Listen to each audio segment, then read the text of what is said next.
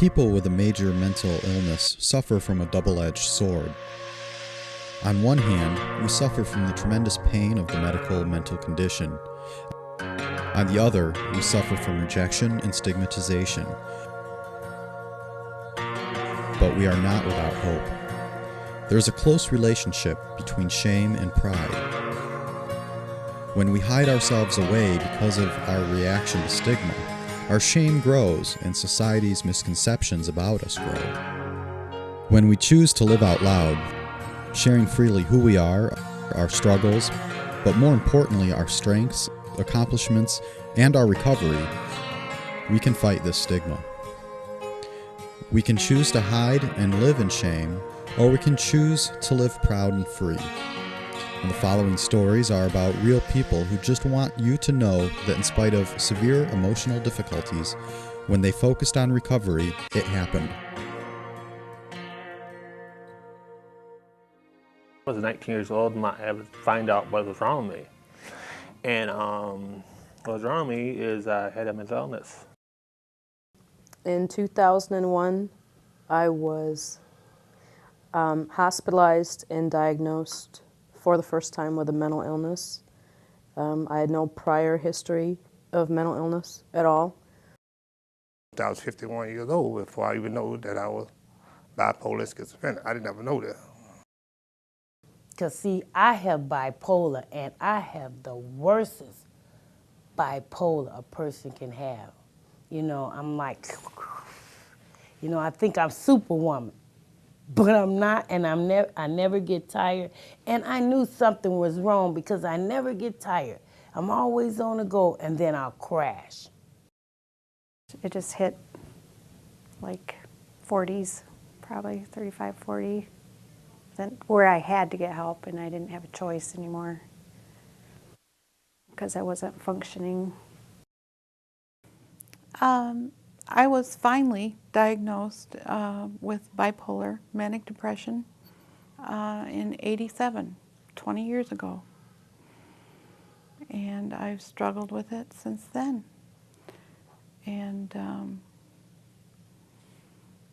I've led a life of mental illness and stigma ever since.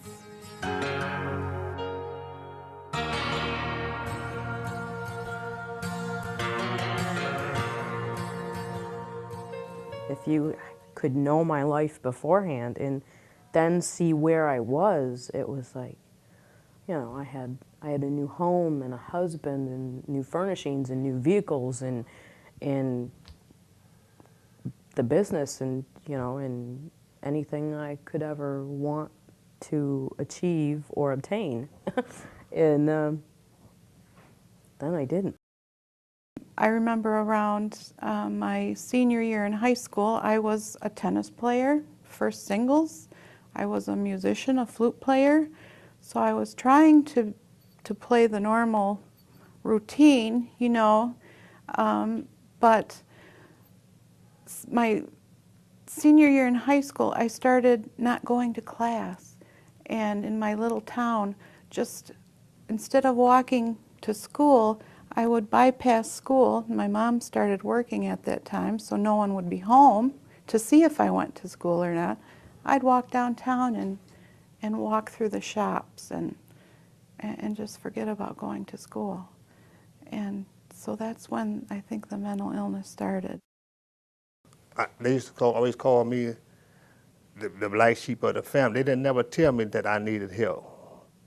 When I was growing up, I used to get my butt whooped and everything else, and they didn't figure out that there was something wrong with me until I just crashed and couldn't take no more of it, and then they found out really I had a problem. My mama told me sharing some things that I don't even remember. I thought I was just running slow behind, and running slow at school and stuff, so I just figured that I was just I'd say my bad apple out of the group. I went on till I just exposed about 3 years ago. My poems were, when I read them now, looking back, they're very, I look on the NAMI site, the National Association of Mental Illness, and there's a poetry from depression and stuff, and mine are so much like those. And just lots of loneliness and, you know, not fitting in. There's a lot of things in there about not fitting in. Like I feel like I'm over here and everybody else can play normal, and I'm, you know, always by myself and just can't fit in right, and always felt different. And my mom couldn't figure it out what's wrong with me. Now I've had episodes like that, episodes, so I had to be hospitalized in Allegan County Psych Unit, you know, every time. The last time was 2007, that was last year. I've been with mental health since 1990. I've probably been sick for a very long time with this bipolar because I used to work at the Journal, so Wall Street Journal, and I had some issue, and I would always be depressed because I wanted to move up, and I just wasn't, and it was really a stressful job. You had deadlines for the newspaper, and but it was a good job. I liked it, but I wanted to move up. So I resigned, and I was suicidal, and I called for help. I called for help to get some help from someone so I can feel better.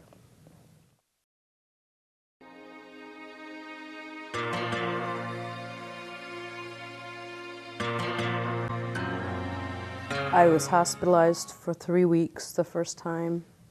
Over the next 4 years, I was hospitalized 6 times, and my diagnosis graduated from major depression with psychosis to paranoid schizophrenia, and then to schizoaffective disorder.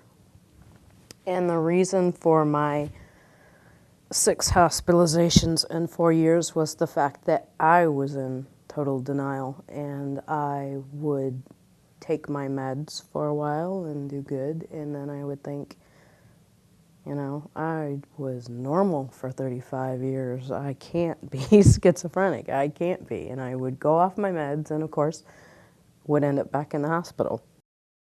Well, I ended up getting evaluated at a emergency room for suicide, and a lot of it was my environment and the unacceptance of my depression and things.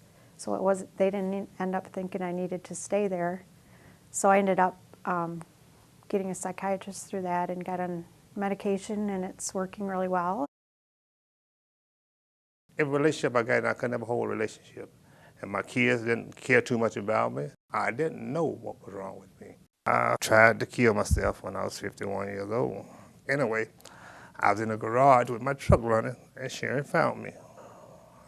And I hope somebody else that having these problems don't wait as long as I did to do something about it. At first, I have to say this, I didn't want to know nobody. I didn't want to tell anybody that I went to mental health because I was embarrassed. I used to be embarrassed. I used to be embarrassed because I was bipolar. I would hide because I didn't want nobody to know, because they would laugh at me, and it was just, I was just so unhappy, so I kept it a secret for a very long time.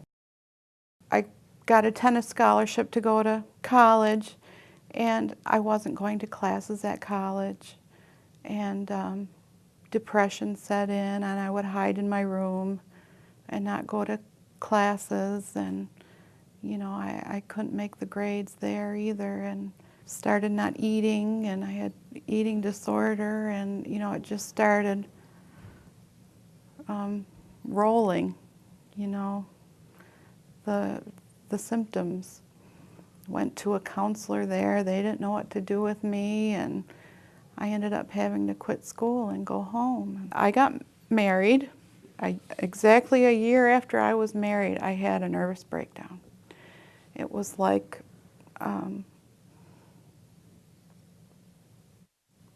the devil. Evil thoughts came into my mind and took over my brain. And you know, you hear about especially women who say that the devil told me to kill my children, and you hear these stories about it really does happen in your brain, and I know what it means.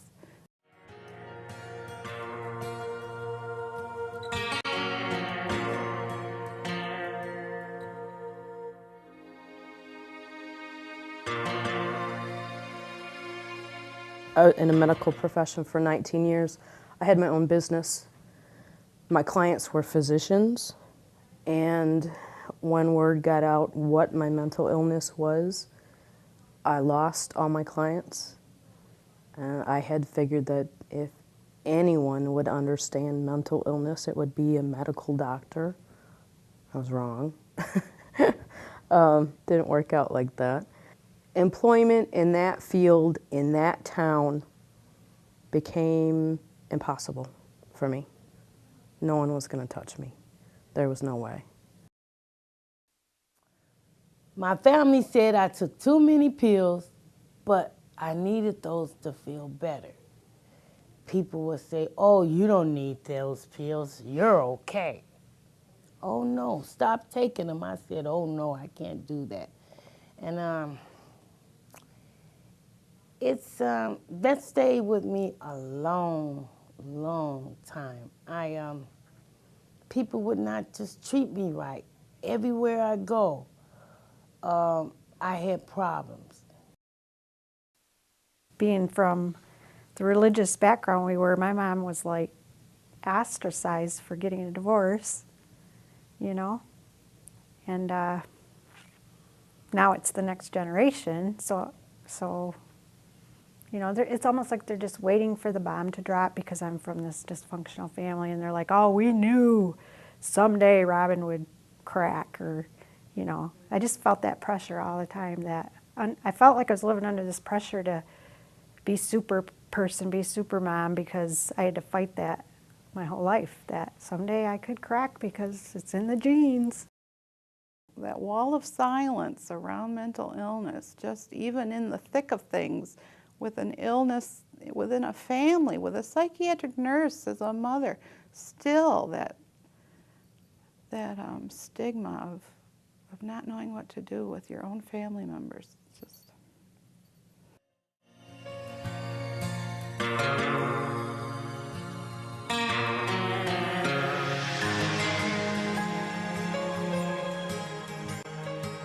Society's idea of success and functioning, I don't have to live up to that anymore. Where before I thought I did, and I never did measure up because I couldn't do things the way other people could do them, and as quick, or, you know, I couldn't be mom and work full time and be on all these committees and not crash. And now I know my limits, and it's okay. Sometimes I get angry. I get mad at myself. Why did it take me 4 years to figure out this one little pill can fix my life? You know, what was my hang up? You know, I can understand why things are the way they are now, because that's, I didn't stigmatize other people with mental illness, but when it happened to me, I was like, you are wrong. And they weren't. I could not deal with the fact that, you know, okay, depression, I'll take that. I can deal with that. Schizophrenia, not acceptable. Stigma from others really manifested the internal stigma with me.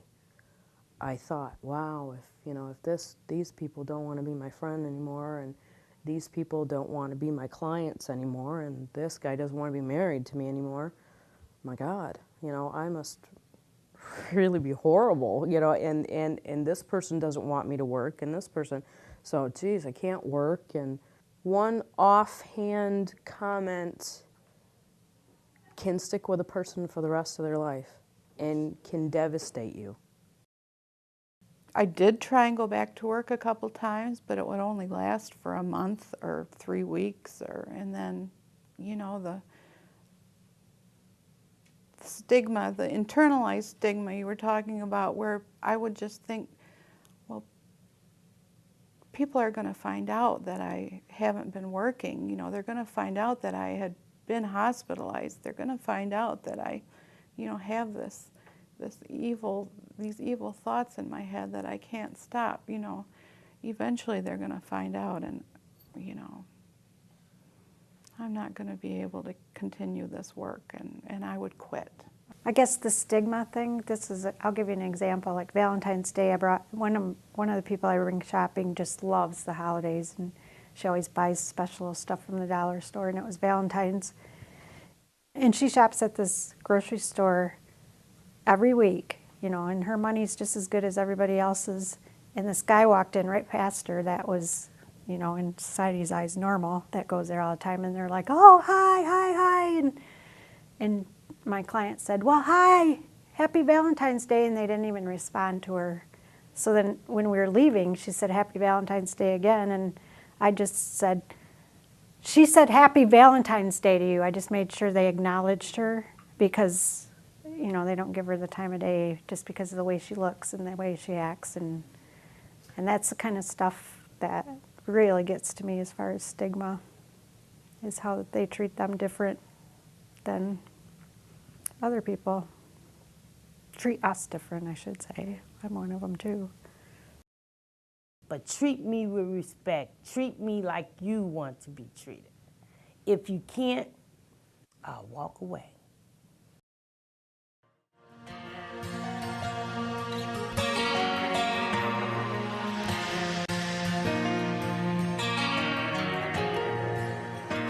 But I used to do some crazy things. They never know what's wrong with me. Boy, I just trick them into everything. If it hurt them, I tricked them into it. I thought it was good things, but it was bad things. But now I know better, and we laugh about it now and talk about it now, boy. They said I was a rough customer. No more. I don't, you want to fight nobody? I'm just a good person now. My ex-wife and them talks to me now. I'm happy. And so then when I was getting better, I decided I wanted to find something, you know, I had been looking in the paper, and then I got up and looked in the Advance, and there was a ad for a peer support specialist for Allegan County. And you had to have suffered with a mental illness and been in recovery, which I had been for 4 years. So I applied for it and told my story and got hired as a peer support specialist. So I walk alongside people with mental illness that can still live on their own, but need a little assistance. So I take them grocery shopping, and it's just been great. Great opportunity for me, and it's actually helping me heal too. Well, my family, like I said, it's been 3 years now that I've, you know, been a good girl and got my stuff together, and I have my own apartment now. I am working now. It's taken time to repair those relationships and regain the trust and that kind of thing, and they are, I would say, almost 95% behind me. Our relationships are different, yet almost as good as they always were. I've regained some respect.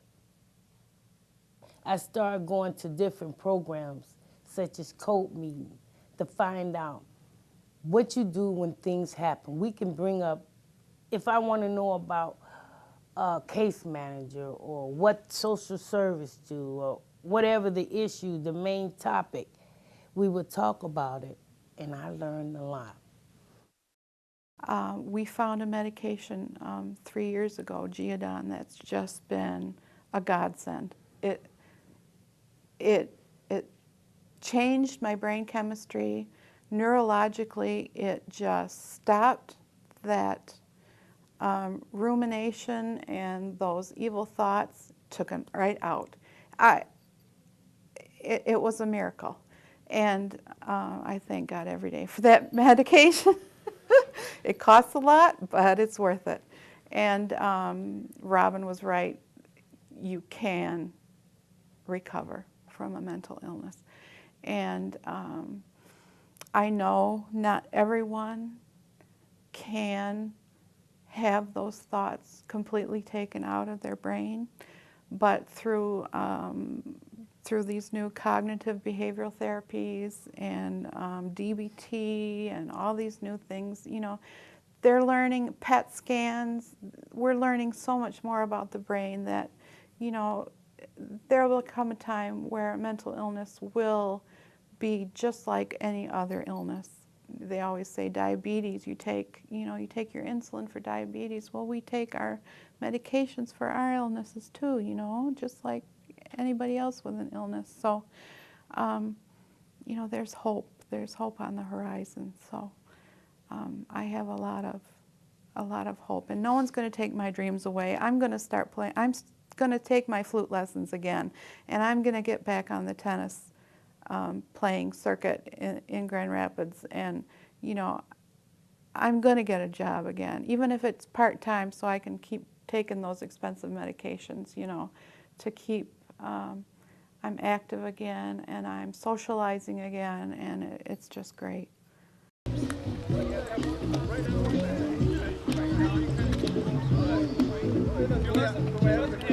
Right, the way I figure it. I'll figure it. Really how you like it.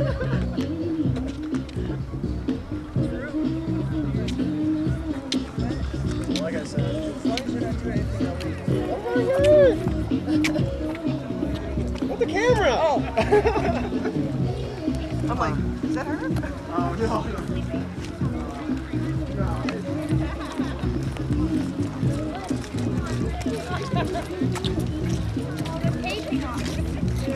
Oh no!